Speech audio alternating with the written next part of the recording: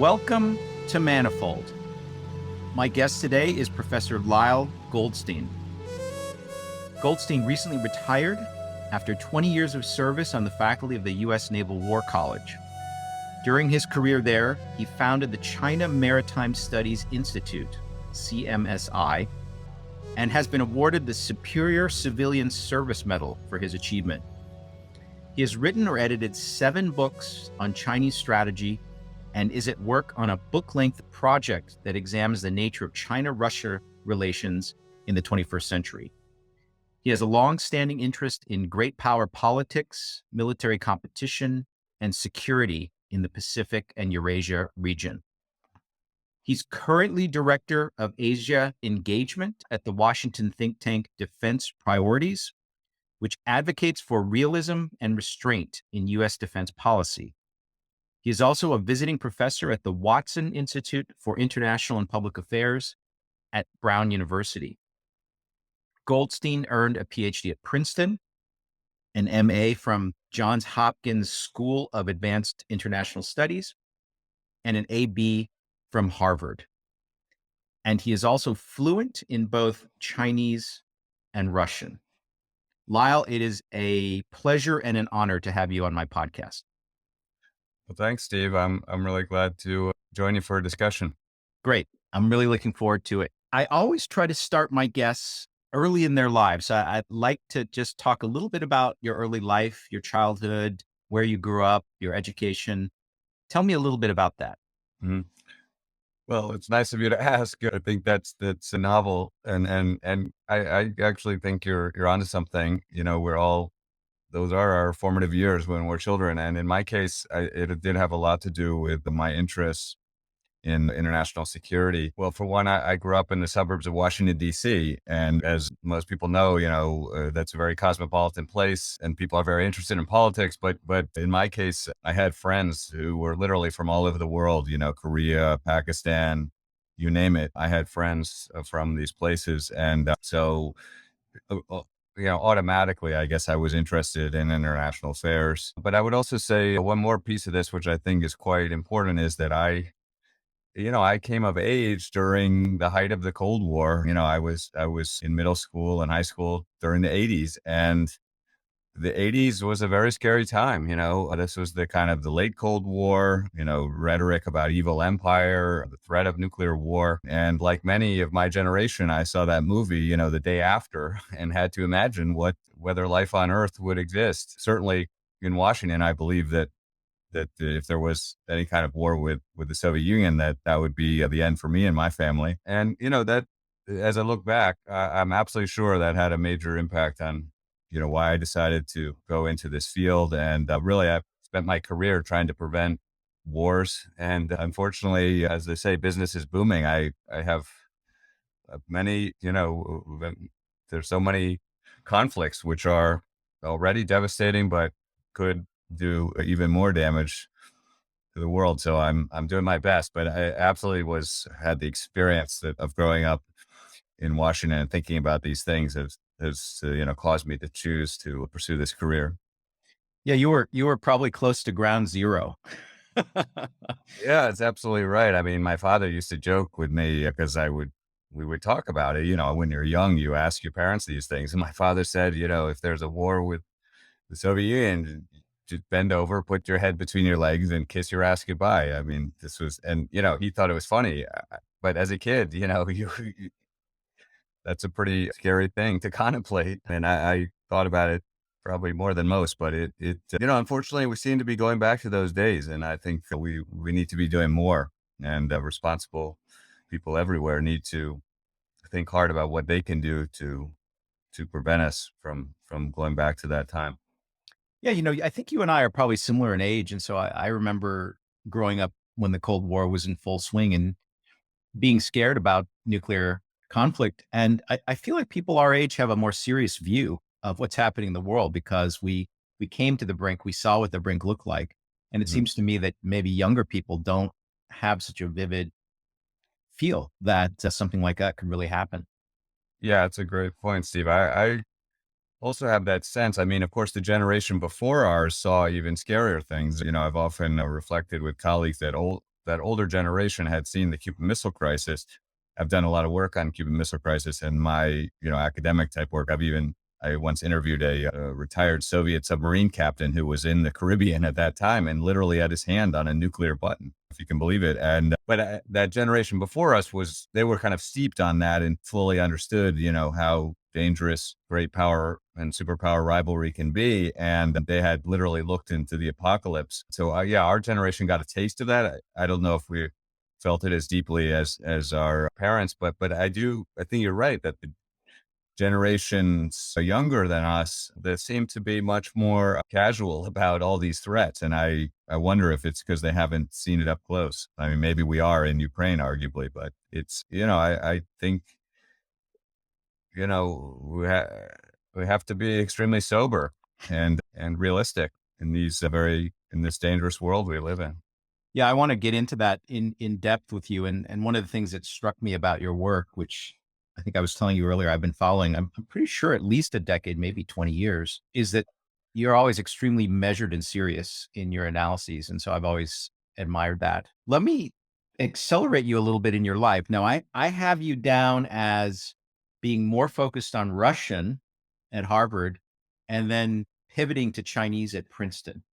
So tell me if I have that right and maybe elaborate a little bit on it. Do you have that right? And it was a kind of a very strange transition to go through. I took a very deep interest in Russian for a variety of reasons. I was just, a lot of us are remembering Mikhail Gorbachev these days and his incredible legacy. I just told my son that I happen to have a poster of of Gorbachev on my wall when I was in college, because of course, he was a great hero, and to me, he still is a hero for having really almost single-handedly ended the Cold War, and we shouldn't forget that. But so, I was completely fascinated by that whole process, by this, crazy patchwork of countries that resulted, and I definitely, like many people, fell completely in love with Russian literature. So, in college, I alighted to Russia for a year after graduation. I explored the whole country, visited many post-Soviet states in Central Asia, Eastern Europe, the Baltics, so forth, and was really fascinated. But when I went back to graduate school, I kept being drawn to international security issues, and it became more and more clear to me that China was the main issue and not so much Russia, of course. Now we're rethinking that these days. But so I poked around a little bit, and I had been always fascinated by China and by the Asia Pacific, but I had never, I'd always thought it was sort of, how to put it, a bridge too far. But some colleagues, when I joined the PhD program in Princeton, said, hey, you should go for it. And they explained to me that many graduate students actually start their Chinese late, that it's not that, it's reasonably common. And off I went and studied the Chinese very intensively. And I'm so happy I did, because it really, I think, helps me to have a better understanding of the world. I'm constantly comparing the two countries, but I'm always looking beyond. I do think it's a bit of a problem in regional studies, where if you only study China, you think about China all the time and nothing else. You tend to kind of become one dimensional. And so I believe these kind of dual interests have helped me. I would like to learn about other countries as well. I'm actually studying Korean now, and I'm certainly hoping to get to India. I've never been to India, but I'm fascinated by the country and so many other places around the world. So I think we have to have regional specialists who know their country, know their language, know their history and so forth, but they have to have a wider vision as well. I think it's quite helpful. I think when I first encountered your work, somewhere I read that you could read both Russian and Chinese, and my ears just perked up, because being Chinese American, I know there's quite a different worldview that, if you're an American studying China, but you don't read Chinese or, have any facility with the language, it's very tough for you to really understand how they're looking at things. And as a physicist, I had many Russian students. So I although I don't speak Russian, I could understand their difference in perspective. And I think that, your linguistic capabilities and being able to, look at original documents, original materials in those languages is extremely valuable. Well, thanks, Steve. Yeah, I really feel strongly that language is so critical to understanding the world. I think, people who only study English really are, they clearly are missing out on a lot of discussion and perspective. And I'm always, that's the first thing I say to young people is get some languages under your belt. It's no exaggeration to say that it opens up an entire new world. And unfortunately, I mean, Google Translate is great. I use it every day, and it sure is helpful. But you really need to do your studying as well, and don't want to rely on that. And that's not even to say all the cultural connections that come with art and travel and all these other things. But I'm always leery of these Beltway specialists. That's how we would call them in Washington, D.C., who claim to know the world and yet don't know any foreign languages, haven't spent any significant time abroad. Sure, they've been to London and Paris and so forth, maybe Berlin, but, have they really seen the world? I doubt it. And, I myself am try to be very humble, and fully aware that there are large parts of the world that I don't understand well, but I'm very eager. I've been to Africa, Latin America a bit. I am very eager to see more and understand more. But it comes from my general belief that the people in these countries understand their situations best, and we need to listen, do a whole lot of listening, maybe a little less talking as Americans, and let people find their own ways to solutions, pragmatic solutions. So I'm always cautioning people to let's listen to what they have to say and think hard about it. And then, we'll go from there. Or better yet, let's let them figure it out. Those are, those are my kind of default options for solving world problems, because it's just stands to reason that people in these areas know the problems and what is possible and what is not. To take an example of that, I first traveled to China in the early 90s, and I deliberately went to Shenzhen, which at that time was nothing. It was, they didn't even have sidewalks. It was all mud and buildings that were shitty buildings that they were putting up really fast. And if you've seen that, then you realize how far the country has come, and how, even though the government there has all kinds of negative qualities from our perspective, the people there may be very, very grateful to the government for what it's done for them in that 30 years. And similarly, I think you said you traveled in Russia after graduating from college. And if you saw the depths of post-Soviet collapse in Russia, you can understand maybe why some Russians are very grateful to Putin for restoring them to some degree to either economic affluence or great international greatness. Absolutely. You nailed it, Steve. I think in both cases, I mean, that's absolutely critical. And that's one reason I urge, I was just saying this to some people in my office the other day, that any American doing foreign policy today should get themselves over to China, have a look around, and not just Beijing, Shanghai, and just really try to get around. And I agree, though, having seen, I visited China first in the 90s. So, and the progress is simply unbelievable, extraordinary. I mean, that's a cliche already, but it's to be, to see that with your own eyes is to kind of appreciate a lot of extraordinary achievements. And yeah, I mean, even in Russia, where, today Putin is so severely demonized, and some of it is correct, of course, but, in general, right. The chaos of my encounters with Russia started in late 80s, and then I lived there a bit, and I lived and traveled and saw the chaos and the hardship, and people were hungry. People were, it was a depression worse than our own Great Depression. If you can imagine how terrible that was, people's lives completely upended in horrible ways. And anything for Russia and many of the post-Soviet states was going to be better. And if you could put a modicum of order and get some growth going and a little bit of investment and have a little self-confidence, it was going to be better. So Russia in the 2000s, I was shocked at the progress and this, rising self-confidence and so forth. So, I mean, it's very sad how this has all turned out. Of course, it didn't need to be this way, in my view. Strongly believe that. But yeah, if you have this view, then you realize that it's, this black and white version of the world is just garbage. And we need to dispense of that right away and get a more nuanced appreciation of these different countries. And I've also traveled a lot around the United States, and I've seen, a lot of the problems, and a lot of the wonderful things about our country. It truly is an amazing country, and I always am amazed just how impressive Americans are themselves. But I say that also knowing the darker chapters of our history, and that we've got a heck of a lot of work to do at home that has nothing to do with these foreign adventures and so forth. And I would like to see greater focus on those problems at home. I think it's true that during the post-Soviet collapse, briefly, I think Putin was driving a taxi. So in principle, like maybe if you had been in St. Petersburg, you could have been picked up by Putin himself, had him drive you across town. So people should understand how far that country has come from what it was when you were there.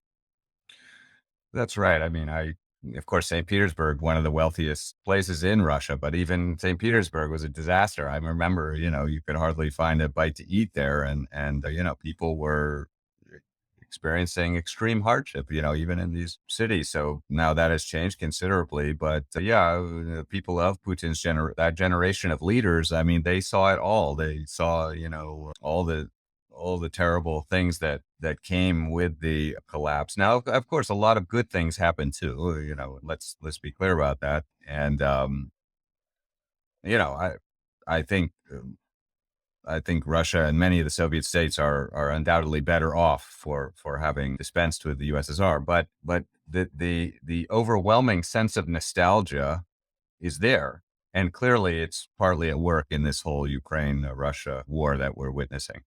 Yeah, I think that sense of nostalgia is just something I think a Westerner just can't grasp, right? That somebody could be nostalgic, kind of forgetting all the worst parts of the USSR, but remembering the stability or at least Mm. the pre-catastrophe, goodness of life. It's just Well, actually, Steve, I would argue some people in our country are nostalgic for that period too, honestly, because yeah, for many Americans, the enemy was clear, our national mission was clear, and they want to go back almost to that 1980s. They forget all the horrible things about because there were many things that were not right with our country in the 70s and 80s and so forth. But I mean, there are, I think I having worked for the military for 20 years, I can tell you that they had a very, military people, God bless them. And I salute people in uniform, and I'm very proud of the time I spent working for the Navy, but they like clarity, clarity of mission, right? And so these great power rivals give a lot more clarity than the mess in Iraq or Afghanistan, right? absolutely. We're going to get into that, I think, in just a moment. But before we finish with your education, I just want to ask you a little bit about your dissertation. So I have it here that your dissertation at Princeton was actually on Chinese nuclear strategy. Any remarks you want to give us about that?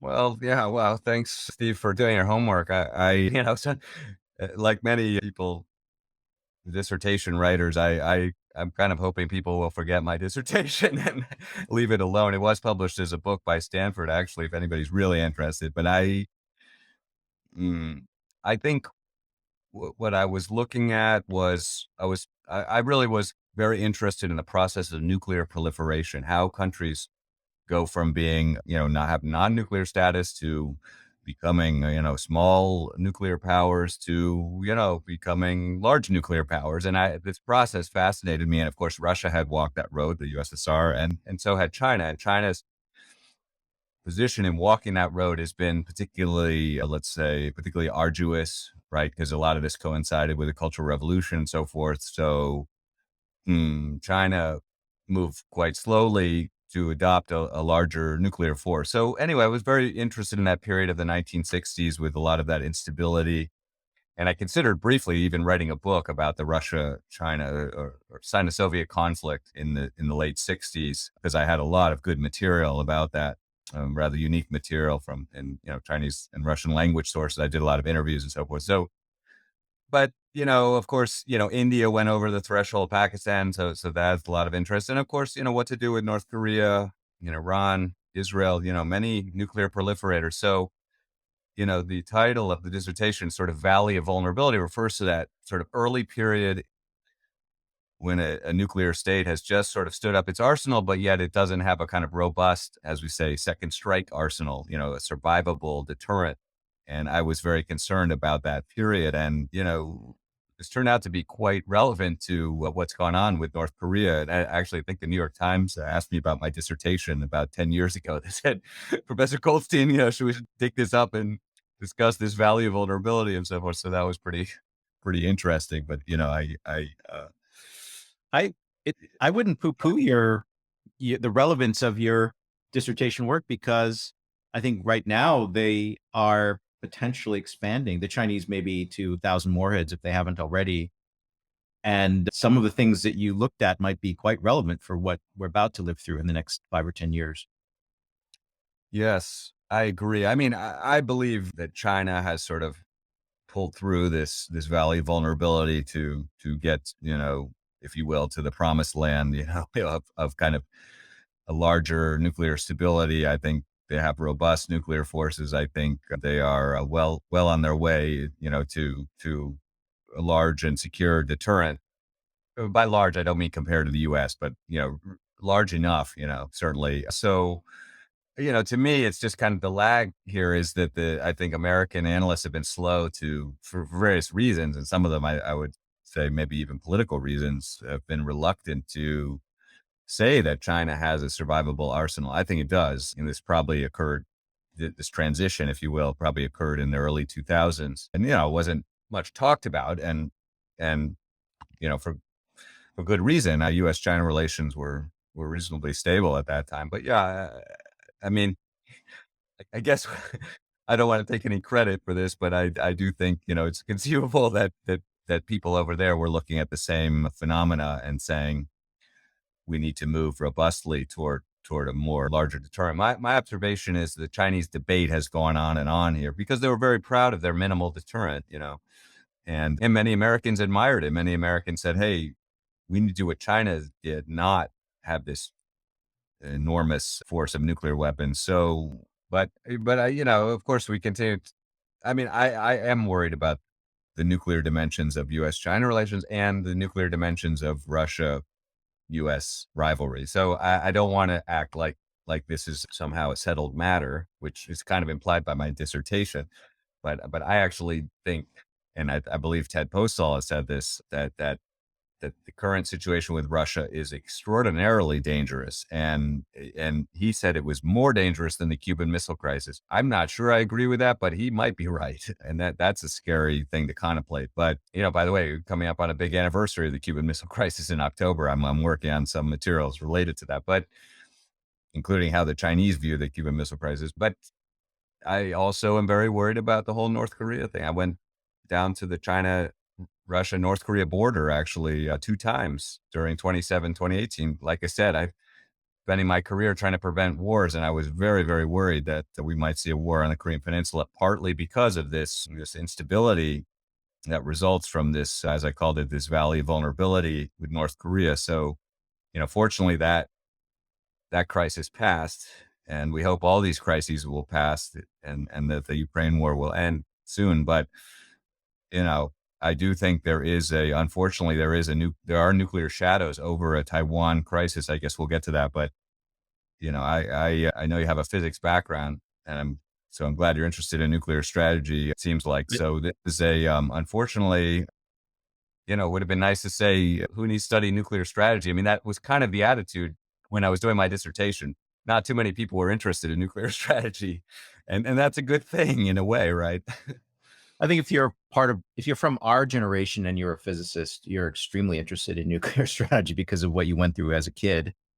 And I also because of Star Wars. So that is another issue, which we'll discuss in a second. I'm very suspicious of people who claim they can shoot down missiles with other missiles because the record of that, if you really dig into it, and obviously Ted Postal is the world expert on this, is very suspicious. I think it's much harder than the military claims to shoot down a missile with another missile. But getting back to nuclear strategy, I'm curious if you are familiar with a book called The Nuclear Express by Stillman and Reed, which is about proliferation, but it's also, I think at least one of those two actually is a bomb designer from Los Alamos.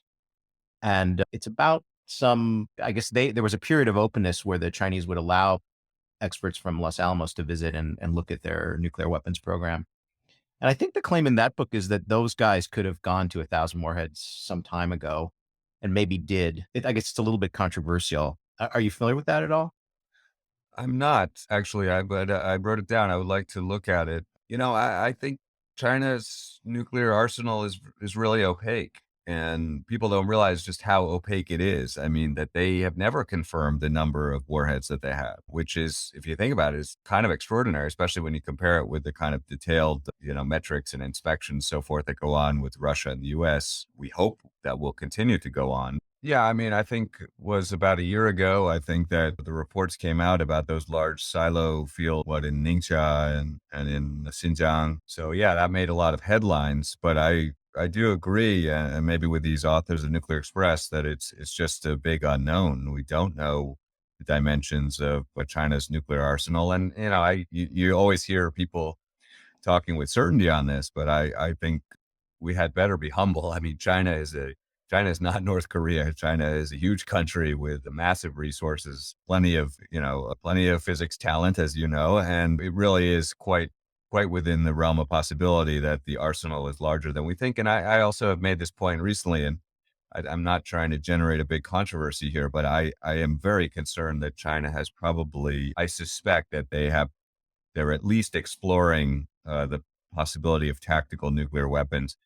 I don't, of course, we have no hard evidence, but I have a lot of soft evidence to suggest that. I have piles and piles of Chinese academic and strategic analyses looking at the possibility of how these would be employed, why they would be employed. And, I just cited one the other day, which discusses how that Russia, this is a Chinese paper talking about how Russia is in a much more favorable position because it has very ample tactical nuclear weapons. So, I mean, that kind of thing tends to imply that China is working on this. So I'm very concerned that might be how a nuclear war over Taiwan begins, because one side or the other is losing. And I think it's pretty, that's just how war is. And, in desperate circumstances, reaches for the, nuclear cudgel. So anyway, that's one of several nuclear scenarios I think we have to consider. Yeah, the tactical nuke question is very interesting because I notice in a lot of their missile systems, including some of their shorter range missiles, they're very careful. Well, maybe not careful, but it is discussed openly in Chinese media and sources that this missile X is dual capable. In other words, it could carry a nuclear warhead as well as a conventional one. And some of these missiles are quite small, so you would think there would actually probably be tactical warheads that they're putting there. So I would be surprised if they didn't have them because of the way they talk. Right. And we all know that, miniaturization has been a trend in high tech for decades. And add to that, the Chinese are extremely well aware that, probably if you will, the most dominant weapon system over the last 30 years has all been based on the American Tomahawk, right? Since the Gulf War. I mean, this is we're seeing it all over Ukraine. The Russians are using them like crazy, these caliber missiles, and China has gone in, big time for this similar capability. It can field it across its arsenal. It can shoot it from submarines. They can shoot it from, launchers, land-based launchers, surface ships, aircraft, you name it, can all shoot these very long-range cruise missiles effectively. And the Chinese also know that during the 80s, these were actually, I think, at least partly developed as nuclear systems. That is, we were going to rain down on the Soviet Union all, thousands of nuclear armed tomahawks. And, so China is well aware of this, and well aware of how much this stirred up the late Cold War, and, is very likely, I think, has a kind of what we called in the Navy, we called it TLAM-N. It's a land attack cruise missile with a nuclear warhead. And I suspect strongly China, which I'm absolutely sure China has a lot of these Tomahawk-like missiles that could strike even the continental United States. But I fear that, yes, if not already, very soon they will have the ability to put a nuclear warhead on those. Yeah, that's my feeling as well. Although no one can be sure about any of these things. But I wanted to, before we get, because it's obvious that we have a lot of common interests to discuss here. But That's for sure. before we get into that, I just want to go through one more aspect of your career history. I think I read that you started at the Naval War College right around the time of 9/11.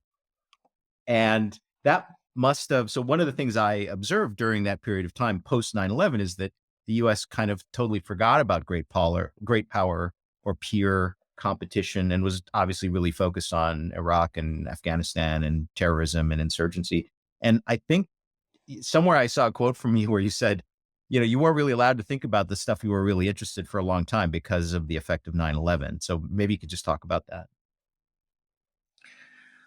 Yeah, I mean, there was an interesting period.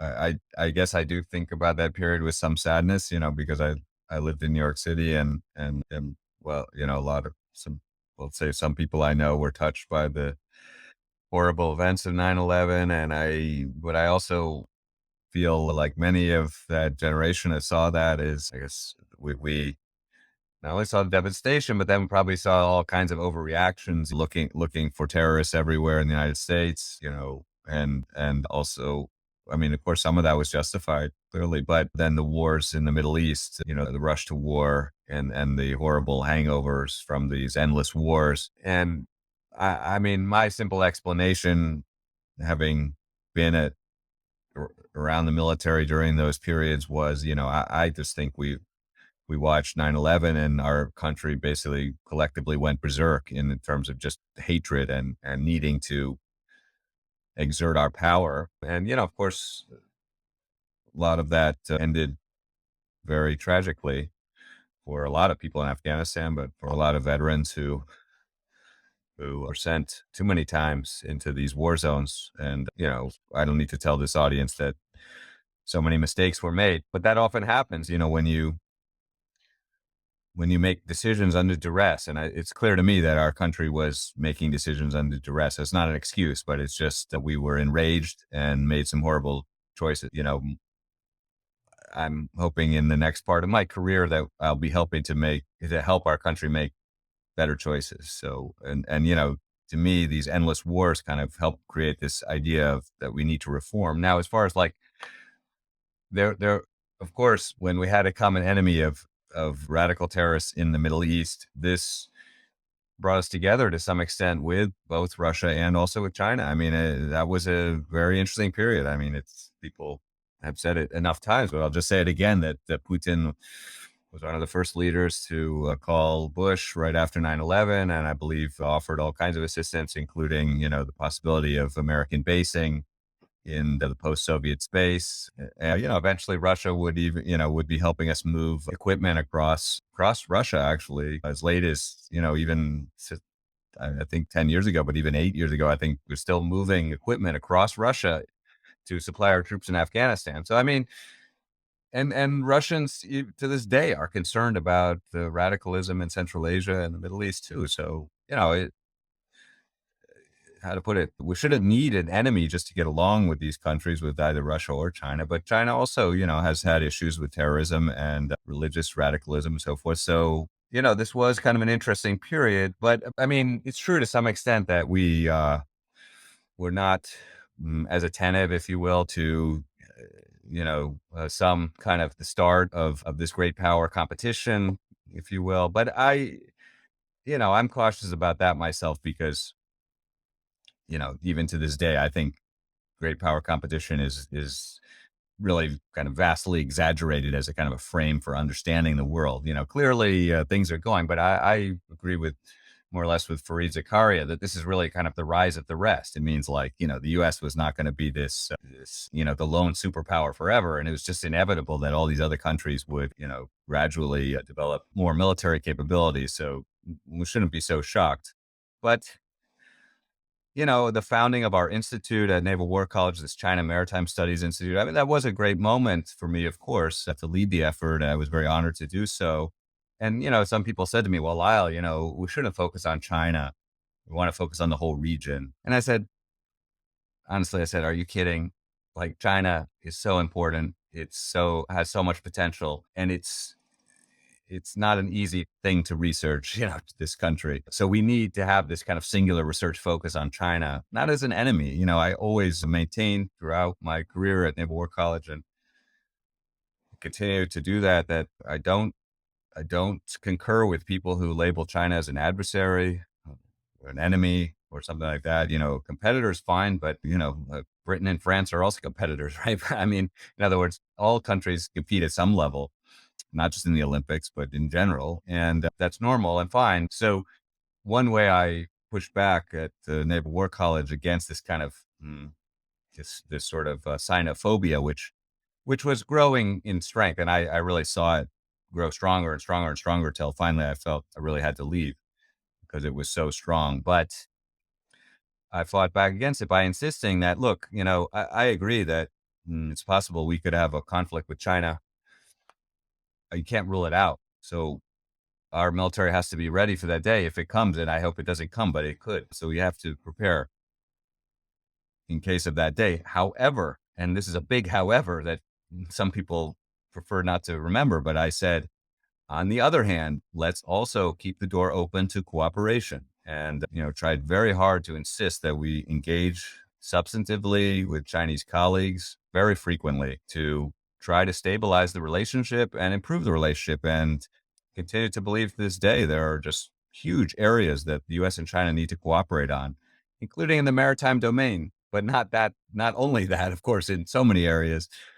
Climate change is the most obvious one, but we need to be working with China across the board. And there are even things on the military side that we need to work with China on. For example, China is a very important contributor to global peacekeeping, and peacekeeping is not an easy task, and China has troops in harm's way in like Mali and Lebanon, Sudan. So they have a lot of experience, and we can even learn some things from China in this respect and work with them. Same is true on the counterterrorism front and other areas. So anyway, I have always held that up as an important objective, and I tried to be emphatic about that at Naval War College, to take a balanced, objective approach to China, which I think we held to for a time, but unfortunately, the waves of anti-China sentiment became larger and larger and very hard to fight against. So I decided that recently, I could do more outside the government. So that's why I decided to leave. Got it. In 2015, you wrote a book called Meeting China Halfway: How to Diffuse the Emerging U.S.-China Rivalry. It sounds like you got some pushback from your colleagues at the War College when you wrote that. Well, I don't want to talk too much internal politics or, inside baseball here, but I would say in general, most people at Naval War College and others I met in the military were at least open to hearing my perspective.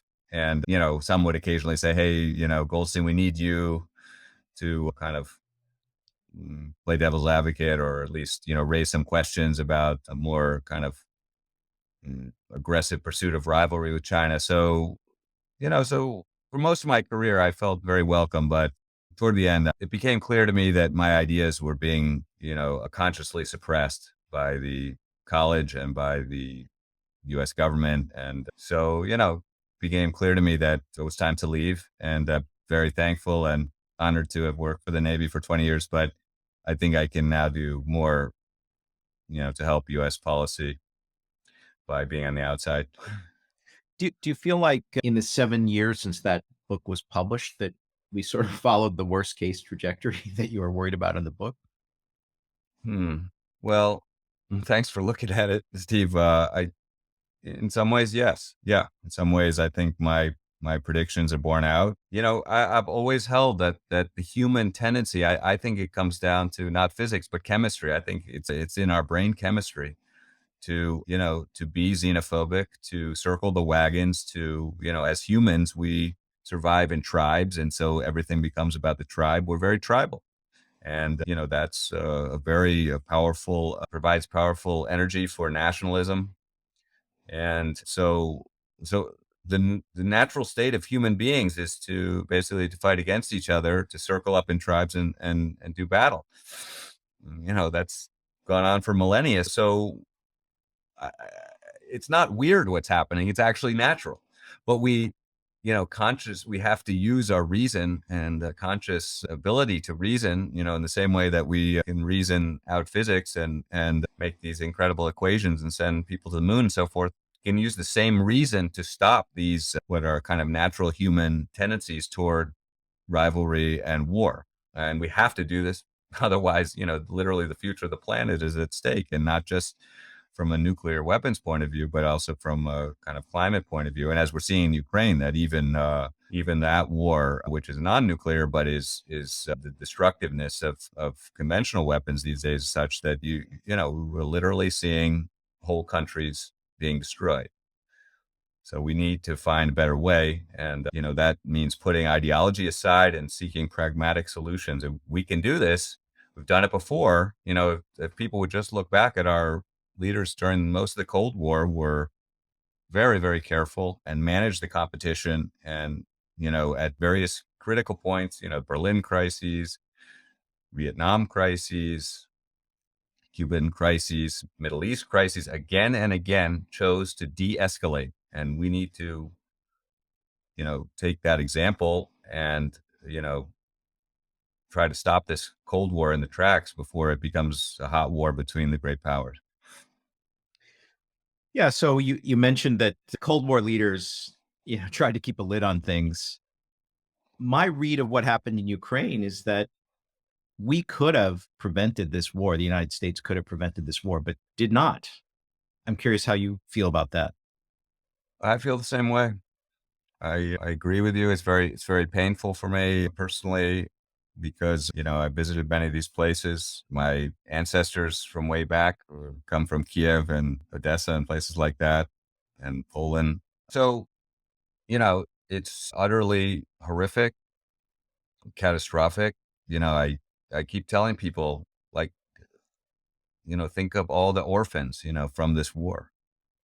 Just reflect, how their lives are changed by all this. It's, anyway. But yes, like if we go back to, well, we could go back decades, but we could go back just to November 2021 and see, I'm amazed that I haven't seen any journalists go back through these meetings between Putin and Biden to see, what was missed? Where did we go wrong? Why didn't we meet Russia halfway, if you will, to take the title of my book? And I have, by the way, considered writing a book kind of meeting Russia halfway, because something like that is absolutely necessary. Of course, I'm 10 or 20 years too late. I was always against NATO expansion. I knew from my time there that this was a hot button issue that would drive the Russians crazy. George Kennan had it absolutely right in 1999. I believe he said that this would, be the fire that lights Russian nationalism, and you will be back in a Cold War very soon. And we were back in a Cold War, maybe as early as 2008. And, now the Cold War has gone hot and could get hotter. And it's incredibly dangerous, and nobody suffered more than the Ukrainians. But this was all, in my view, quite preventable. I think Ukraine could have been a neutral state. Wiser leaders should have seen this. And by the way, some neutral states are incredibly strong. Does anybody think Switzerland is a weak state? Absolutely not. So there's no reason that Ukraine could have been a very strong neutral state. And unfortunately, the leaders in Washington and Kiev chose a different course. It's not to absolve Moscow and the Kremlin of plenty of blame. I mean, they clearly are seeing demons, like I said before, feeling that kind of nostalgia of former times, wanting to throw their weight around, exaggerating their own, military prowess, all the above, and doing terrible things. And Russia is suffering horribly. When I talked about those orphans, many of them are on the Russian side of the line, of course, too. So, this is a horrible outcome for everybody.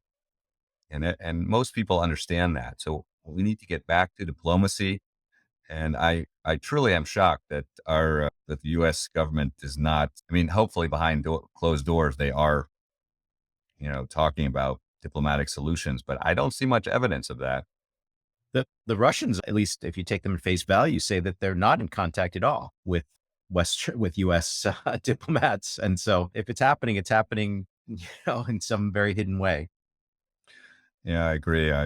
It's so depressing. I lately tried not to think about it, but yes, I I do think, the people who successfully carried out the Cold War won and successfully kept it from blowing up, the Kennedys, Trumans, Eisenhowers, these incredible leaders, I think they would be horrified to see that we are kind of, just casually watching this horrible war unfold and, playing with nuclear genie in very uncertain ways, to say nothing of what's going on at this nuclear plant, these kind of crazy episodes. This is just, to me, a risk taking that's almost unimaginable. Yeah, all around. But, you know, we need a much more mature leadership that understands the histories and the cultures here and can help to bring about peace again.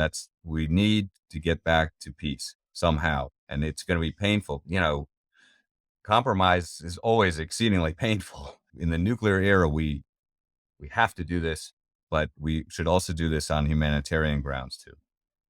So I know you've had a long interest in Russia-China relations, and I imagine you must have some thoughts about how the Ukraine conflict now is going to affect China-Russia relations for the rest of this century. Yeah, I've been working on that a lot. And in theory, I'm writing a book on the subject, but I must say it's coming quite slowly right now. And part of it is I do think the war has put us in a rather new situation. But more or less, I've argued for years that people are underestimating this relationship, that Russia and China are two powers that see eye to eye much more than people realize, that people often exaggerate the kind of cultural divide. There is a cultural divide, but, it's not as severe as many people realize. And in fact, as Gil Rosman, one of my mentors, noted, that there's so many things about Russian and Chinese identity and their experience over the last century or 2 centuries, really, in development as states, both China and Russia, that they really have a lot in common. And that is a pretty strong foundation for the relationship. Moreover, as I studied the Sino-Soviet conflict in the 60s, it became more and more clear to me that a lot of this sort of developed as a peculiarity of Maoism. And, we could talk about Mao for a long time, but I do think at some level he just wanted to kind of radically change things up and push forward on this kind of new direction. But it was a kind of an anomaly, I would say. And if you look across the sweep of centuries of Russia-China relations, that it's actually these two countries, even with a very long border, they get along pretty amicably. I mean, there have been a couple of episodes, but never has there been kind of large scale warfare. So that's pretty shocking, actually, when you look across the sweep of Eurasia history. So anyway, my view is that they're getting closer and closer. I think, while it's true, the worst, if you will, from the Western point of view, the worst is not, of course, the worst would be if we saw Chinese tanks rolling around in Donbass or something like that, or a Chinese airborne division,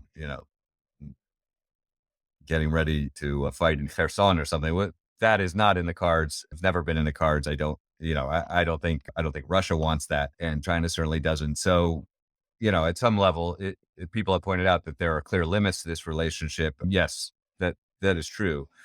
And but I don't think Russia wants China to be overtly military involved. Really, Putin wants, this is his war, and he's wants to keep it that way. And nor does China. Is China looking for a Russian airborne division or two to land in Taiwan? So, but if you look at the relationship as a kind of holding this kind of strong ballast and giving a lot of moral support and material support, I think maybe some of it also kind of hidden. I suspect that there's a lot of things moving that we don't necessarily know about, and that they certainly benefit from trading ideas and technologies and doctrines, so forth. On the military side too, we're seeing, I think just this week, Vostok 22 is going off, and that will continue. So yeah, I see the relationship strengthening quite a bit. And I mean, this in a way also reflects some policy misjudgments in Washington too, I would say, because I mean, even I think most realists would say, well, the logic of conflict between the US and Russia is such that we probably should try to improve our relationship with China, right? You don't want to antagonize both of these great powers at once. And yet we haven't seen major improvement in U.S.-China relations. So that I think is a mistake. I think we could have done more here, but we seem to be almost determined to push the two together. Now, again, that makes for convenient policy papers in Washington. The Russia-China slash North Korea-Iran threat, right? Put it all together, and you've got some nice budgetary requests there. But this is no way to run diplomacy in a very complicated world. I don't know, Lyle, if you ever played like war games or simulation games when you were growing up, but to me, one of the big consequences of this is that, what was in the past one of China's main vulnerabilities, which is having to import so much of its energy, could be partially solved through a tighter relationship with Russia. And so the second order effect of, if you say there's a Taiwan invasion, the US probably would act to blockade energy to China from the Middle East. But if they can minimize the impact of that by being able to rely on Russian energy, that changes, I think, their own risk calculus for the sort of medium term consequences of a Taiwan conflict. Yeah, I think you're right on, Steve. That's exactly correct. And I think some Chinese strategists have made that calculation.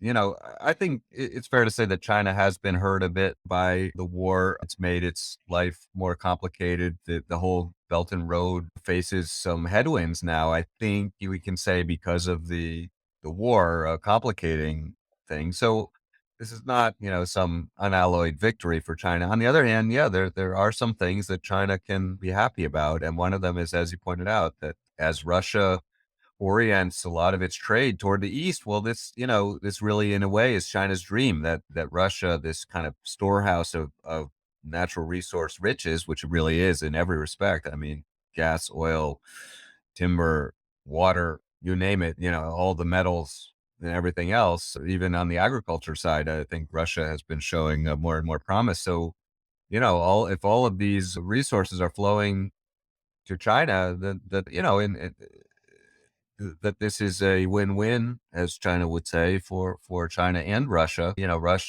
China has a lot that it can give to Russia, obviously, in terms of tech and manufacturing prowess, and I think Russians are starting to realize that. Russians often were among the more suspicious partakers in the Belt and Road and so forth. They would tended to be slower than other countries in kind of taking up Chinese offers. Well, those days are over. Now the relationship is tightening, and I think we're going to see a lot of synergies here. And as we put the pandemic in the rearview mirror, I think you're going to see Russia-China trade go from, some whatever 150 billion to pick up really quite a lot. And, for Russia, there can be some benefits. I think Putin and others are seeing that as they pivot to the east, they had already talked about a pivot to the east already a decade ago, but now they can really now the pivot to the east is in earnest, right? Because they have to pivot to the east. They have no partners in the west. And so this has been a kind of a transformation. Even Russians are talking about this being kind of like a cleansing, where they're cleansed of this kind of worship of Europe that they had for decades or centuries even. So that's an interesting phenomenon. I'm sure Russia will continue to, it's that double-headed eagle looking east and west. So I don't think that's going away, but at least tentatively the look east is much, much more mm, powerful than it used to be. And yeah, I think China benefits. I mean, just to take your military scenario a little one step further, a scenario I'm think is kind of realistic is China's in a position now to ask Russia for favors, right? Because Russia needs all this stuff from China, needs a lot of help during the war and so forth. So China could easily ask Russia to threaten Japan, say, and Japan Russia tensions are growing, and in the week or two before a Taiwan crisis, Beijing could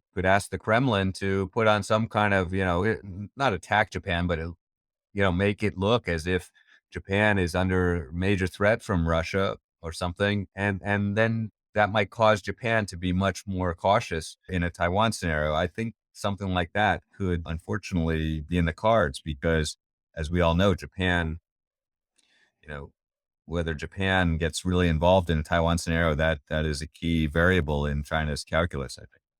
Yeah, I think that, I mean, as you know, there are still territorial disputes over some northern islands between Russia and Japan. And Japan is very In my analysis, Japan is very vulnerable in these circumstances because I believe 90% of their energy and over 50% of their food calories are imported. And once things go hot in the naval arena, how are they going to get that energy and food? I think the Russians and Chinese could easily cause food and energy prices to just skyrocket in Japan, because what commercial shipping companies want to send their ships through a war zone, especially when you can target those ships with inexpensive missiles from thousands of miles away? Yeah. I don't think Japan is under major threat here because I think it can, the United States will always look to bail out Japan, I think, and get the ships to Japan that need to go there. But I agree, for the short term and in a crisis, it could be ugly. I mean, let's not forget, Prime Minister Abe, who tragically was assassinated recently, but I disagree with a lot of his recommendations, and he was very hardline on China, unfortunately, which I do think was a big mistake. But he was the opposite on Russia. For whatever reason, he sought again and again and again to reach out to Russia, and a lot of people left a lot of Americans wondering what the heck he was doing. But I myself thought he was quite wise in that respect because you're right that I mean Japan eh, the sh- Japan is better off if Russia and China are not coupled so closely, and moreover, if Russia has a stake in Japan's future, which it did quite recently, and closing those doors between these tensions in Russia Japan relations could impact the whole wider region, and I think to is a real detriment to Japan. So you know I think people in Tokyo need to think very hard about that situation and realize that a kind of multipolarity is probably better for Japan than this tight bipolarity which we're seeing develop. On this issue of the US Navy being able to keep shipping lanes open, I think the technology has changed a lot since, what people are normally thinking about World War II when they think about this and convoys of ships, maybe fighting, U-boats or something.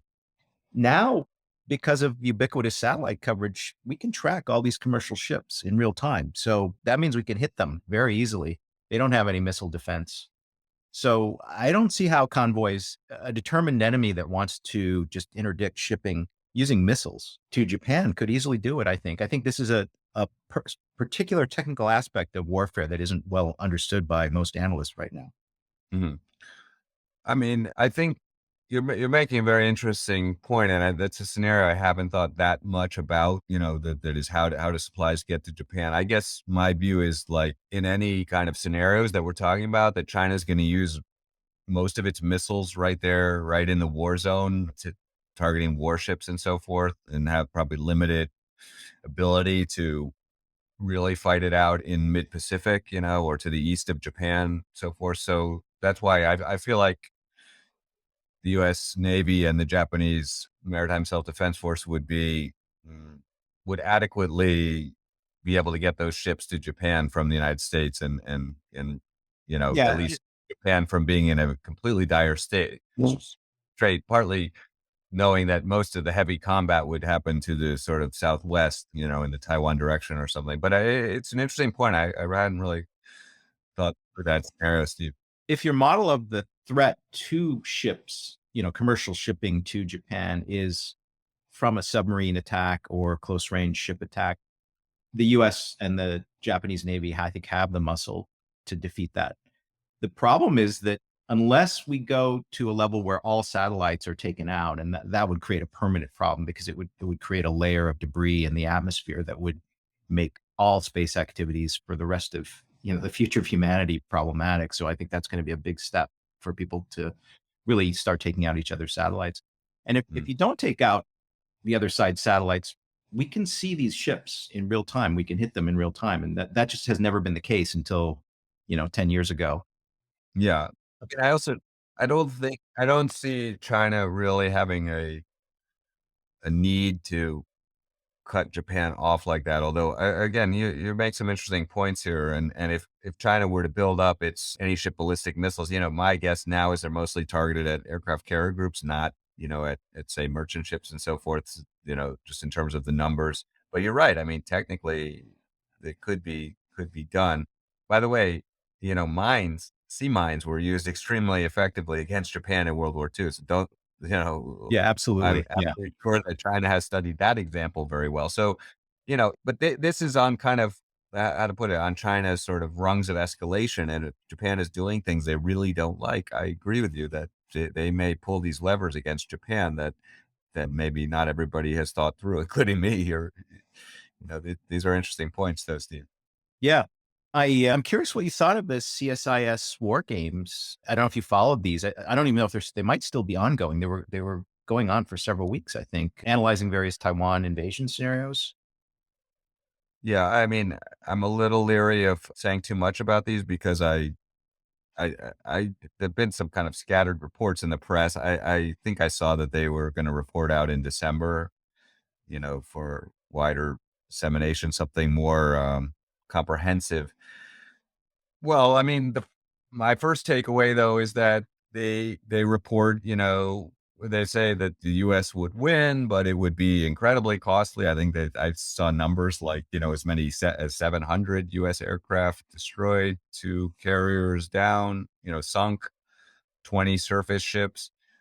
Well, I mean, at some level, yes, that is the level of destruction I'm talking about. But myself, and I haven't generally participated in these games, but I'm aware, some of it been reported in public, and you can look up a former Assistant Secretary of State who was or Secretary of Defense at Rand, I think, David Ochmanek, talked a lot about these games and said, the U.S. repeatedly loses these games. So I think somebody at the Pentagon has gotten smart and said, yeah, this doesn't look good. We better produce some games where we win. So I do actually think some of that might be going on here. But I mean, just taking on its face value, those are huge losses. I mean, 700 aircraft, 2 carriers, and 20 surface ships. What could possibly justify that? I don't think Taiwan justifies that, not nearly, certainly not from a point of view of U.S. national interests or vital national interests. But to me, I must say, Steve, that I think that may be optimistic.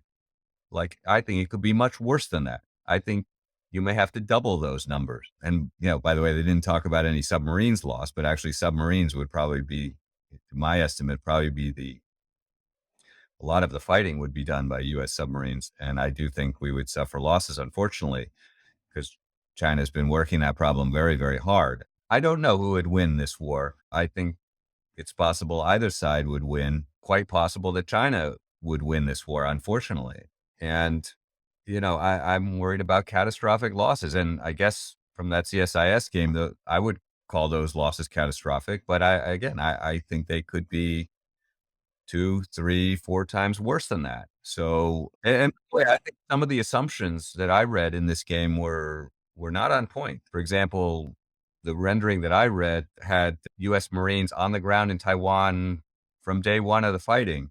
I don't see that. And I think China would be doing everything it could to make sure that this war starts before any U.S. soldiers or Marines are on the ground in Taiwan. And to me, everything China has in terms of planning and initiating the war would be aimed at that very fact, because they don't want to fight Americans in Taiwan.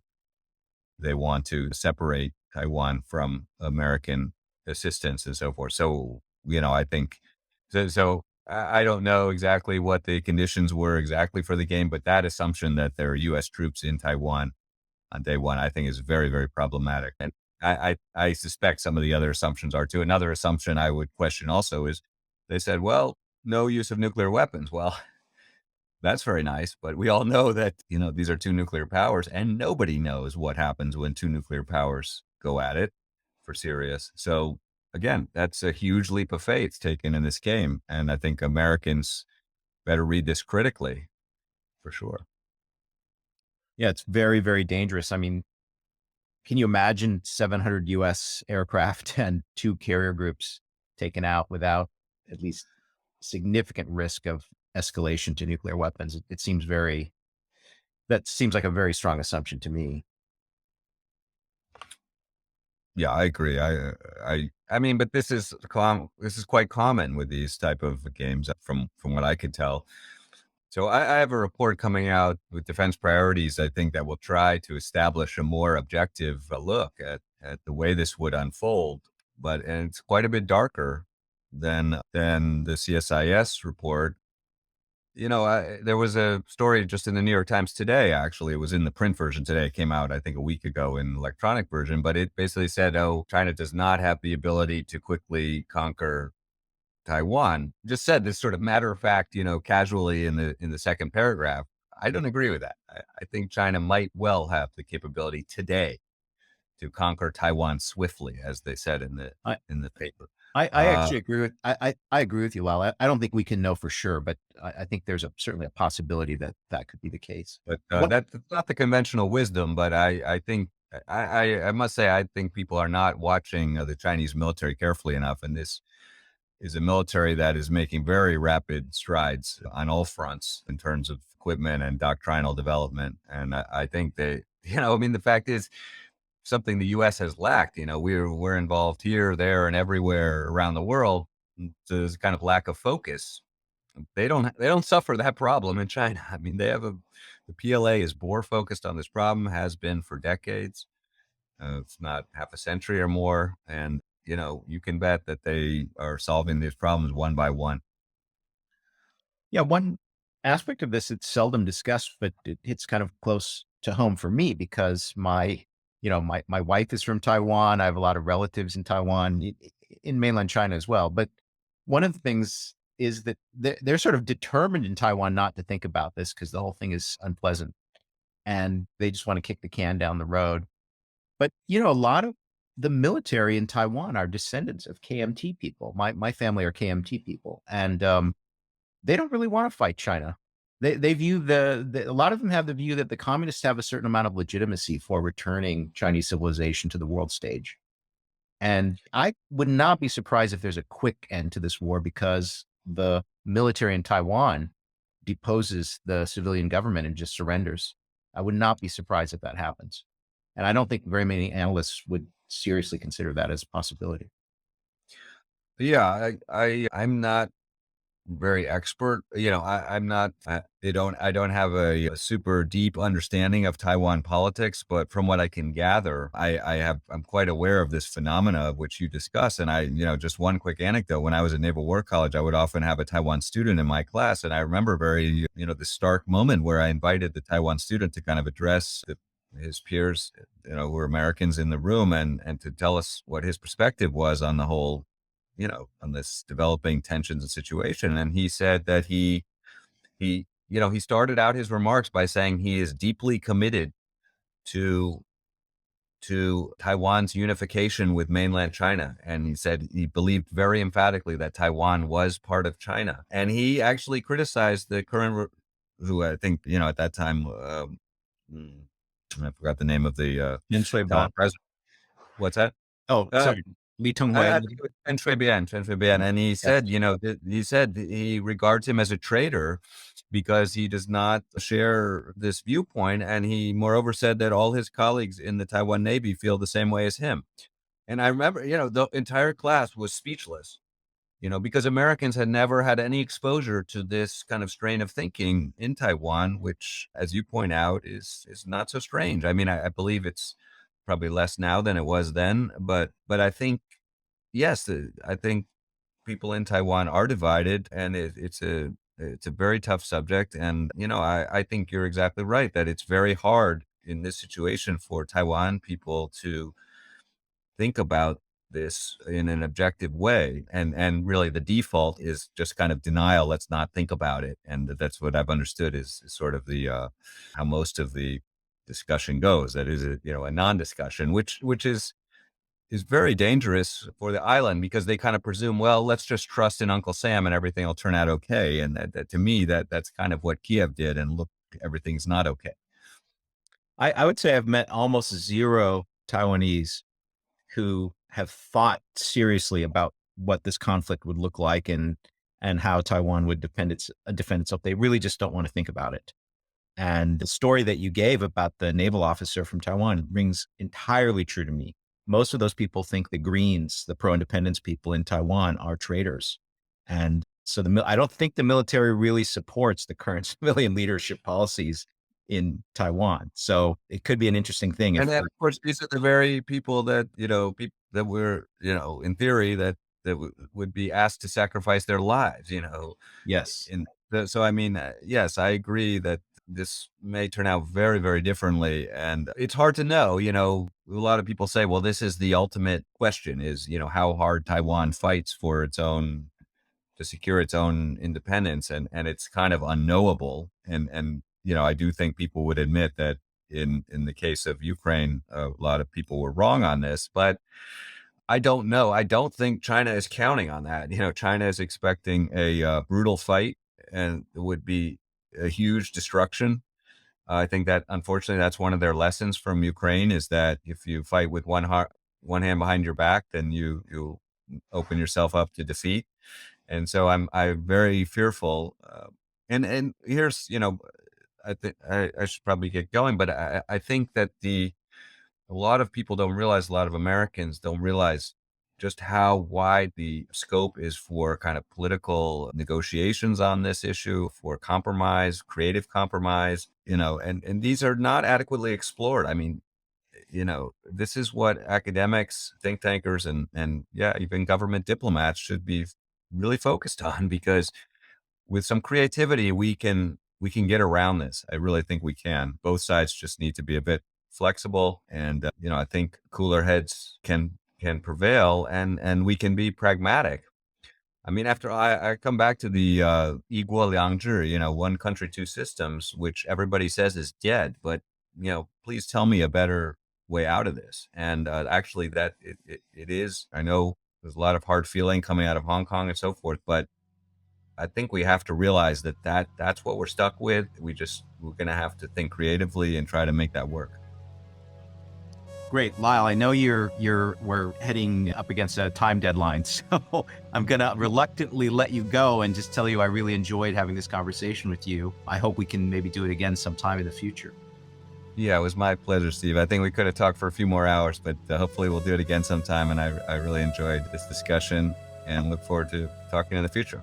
Absolutely. We're recording this right on the Friday of Labor Day weekend, and Lyle's got to go with his family on a wonderful trip. So I'm going to let him go and sign off. Thanks, everyone. And I will put in the show notes links to all kinds of great stuff that Lyle's written over the years. So thanks a lot for listening.